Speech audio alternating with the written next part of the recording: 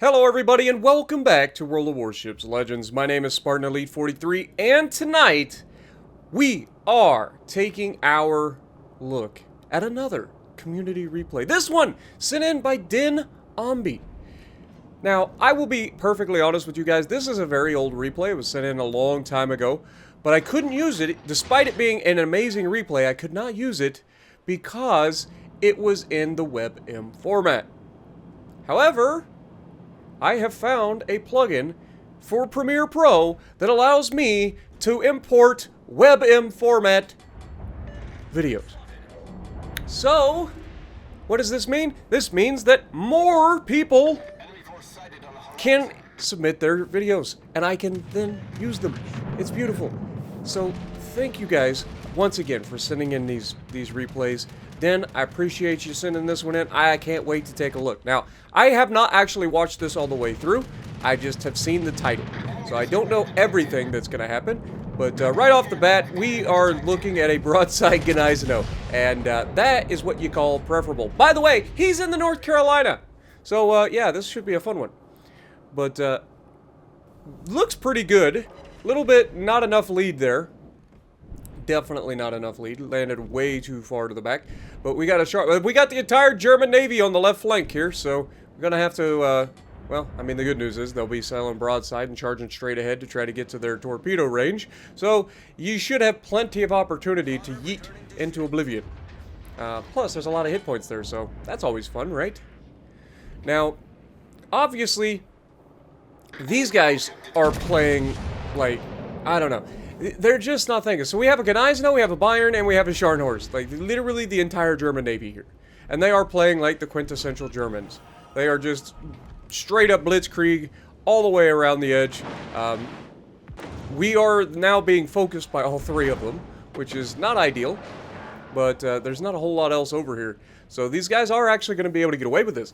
Unless North Carolina, in all its glory, can make its stand and stop the evil German Empire from pushing forward.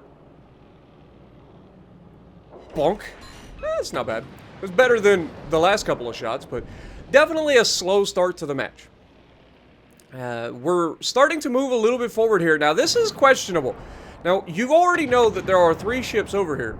2 of them have torpedoes, and now you are closing the distance, and you have not been able to strip a whole lot of health off of them, so the good news here is that these guys, I don't understand why they're just sailing broadside, but clearly these guys are of the mindset of all the guns is better, which is fine, and they're getting away with it for now, but they are slowly and steadily losing hit points just due to the fact that they're all sitting broadside. Every one of them. Meanwhile, Din is sitting bow in for the most part, angled relatively well against the Gneisenau and the Bayern. Remember that the Scharnhorst can't overmatch us. It only has 283mm guns, but the Bayern and the Gneisenau have 15-inch guns, 381mm guns. So they absolutely can overmatch. Now, here we get a beautiful look at the Bayern, and finally, the North Carolina starts to behave a little bit, and we absolutely slap the Bayern. But we got torpedoes in the water against the Scharnhorst, and I don't know if they disappeared right as they got there or what, but did not work out in our favor. Our Nuremberg is quickly finding out that German-on-German violence is definitely not a good way to spend your health in a cruiser. However, to its credit, it manages to take down the enemy Scharnhorst. Now, I want you guys to remember that moment and how close it was for him actually taking out that Scharnhorst. Because once you see how the rest of this game plays out, you're going to be pretty impressed how close we came. Alright, so Bayern, again, still just sitting here broadside, eats some torpedoes. It looked like those were dropped from the carrier, but we get a good shot into the Bayern, aiming high, getting a shot over the guns into the superstructure to finish him off. We're at 35,000 damage, and we've got our first kill. Gneisenau has opted to go all the way out to the edge of the map. He wants to head to estuary. I guess he's done with this map at this point. I feel ya. being super aggressive in the German battleships and then not actually like putting themselves in a position where they can utilize the strengths of their battleship is definitely never going to end in your favor. And this Gneisenau playing this passively after YOLOing across the map like he has put himself in a terrible position because he's just been broadside the entire time. And look at the rest of the team out here. Now suddenly it's not just a North Carolina and a Congo, it's the North Carolina, the Congo, the two battleships out there and a cruiser behind us, and the carrier. So you're literally fighting the entire enemy team, and you're doing so full broadside.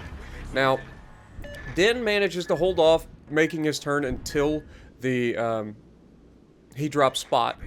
But, unfortunately, right as he gets turned broadside, he does get spotted again. Now, München, aka the Munich, comes out. We've lost our carrier already, and this is not good. Both teams are dead even right now. That is horrendous dispersion, but it looks like it's coming together at the right time. Bonk. I thought it was going to be better than that. That is so unfortunate. It looked like they were going to group up. You ever see that? Where it looks horrendous coming out of the guns, and then just about the time it gets to the ship, suddenly all the shells become friends, and they just hold hands and sing Kumbaya as they penetrate the deck armor of the enemy ship that you shot at. It's a glorious thing. It's a fun thing to witness. Unless, of course, you get the opposite of that, where it looks amazing coming out of the guns, and just before it gets there, suddenly there's a revolution among the hierarchy of the shells as they get to the target, and they just all just, wow, hello? Hey, look, the München played with fire one too many times. Gotcha. But yeah, if you know what I'm talking about, if you've ever seen that, it's two extremes, but it's two hilarious extremes, unless, of course, you're the one that is splitting apart.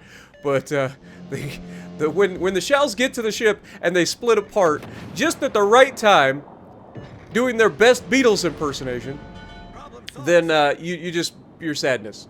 That's pure sadness. That's all it is.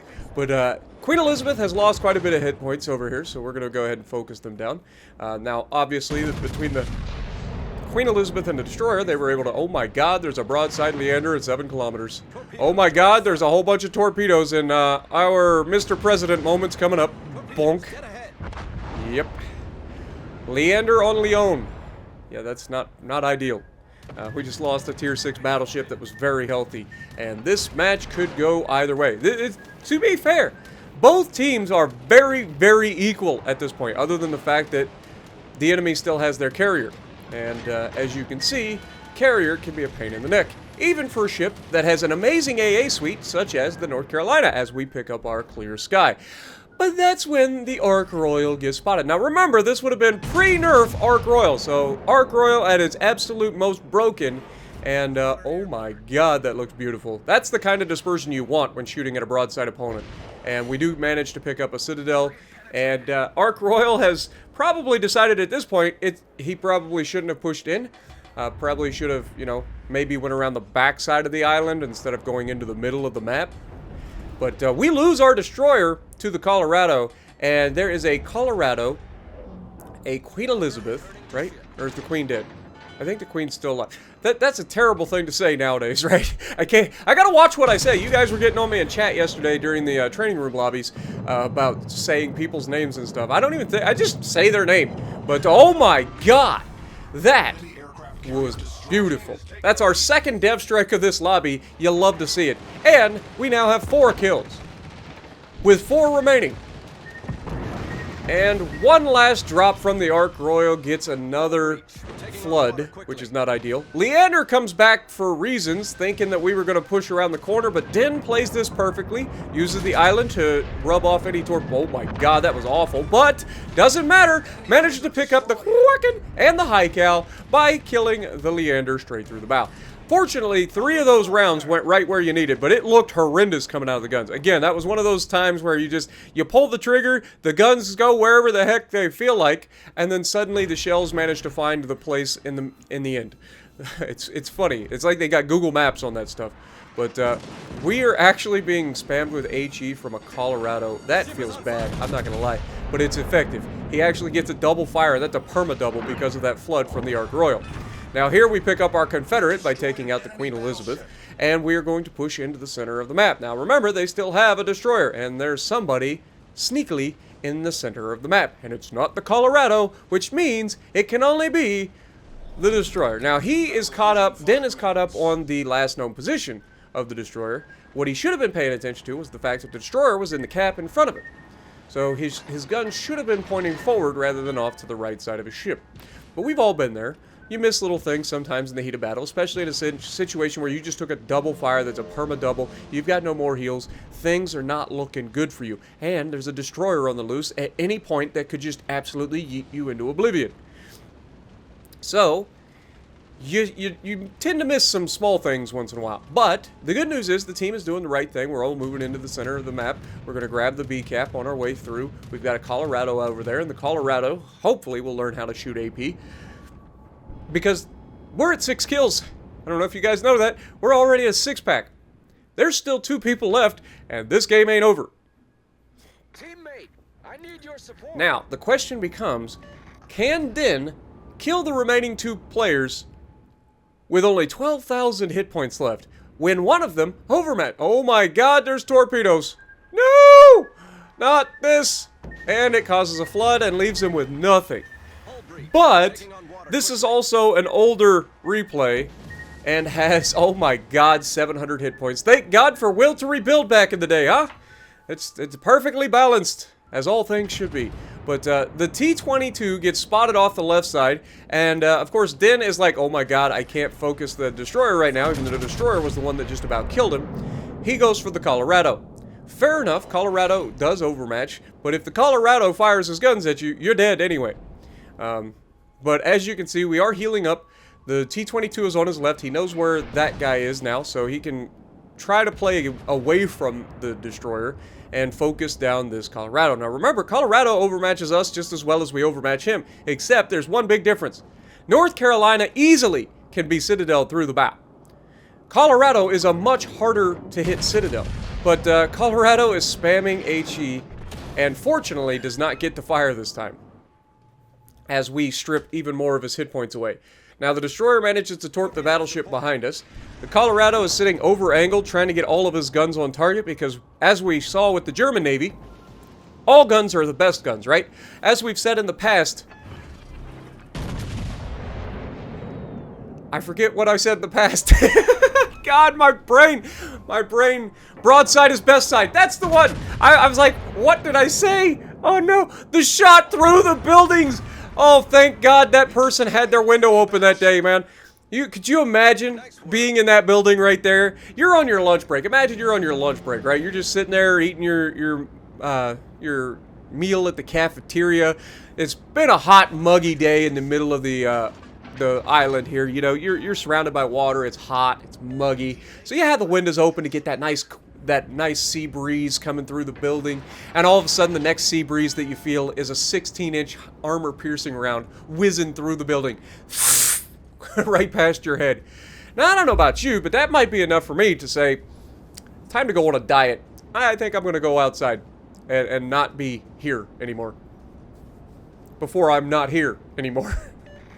But we're at 170,000 damage. There's still the destroyer left. We've managed to get 2 assist caps here as the battleship behind us helps move into the cap and help us cap the 3rd cap.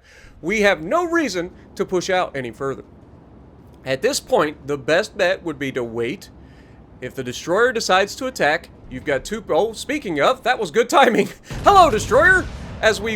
That's just railguns. Unfortunately, a lot of those fell short. Only 2 of them managing to hit the T-22. He immediately takes action to turn towards the beach and manages to dodge all the torpedoes. You'll love to see it. That is called reaction, okay? You know what he's doing, but so many people just don't try to dodge torpedoes until they see them. And a lot of times, if you're dodging when you finally see the torps, it's too late. So when you see the guy pop up in front of you, broadside on at 3 kilometers, maybe change what you're doing. But here, once again, Den is going to get caught up in looking in the direction of the last known of the ship. And the destroyer, to his credit, is actually going to do something pretty smart. He's going to loop around and go the other direction. And you can see it's going to take time for these turrets to come back.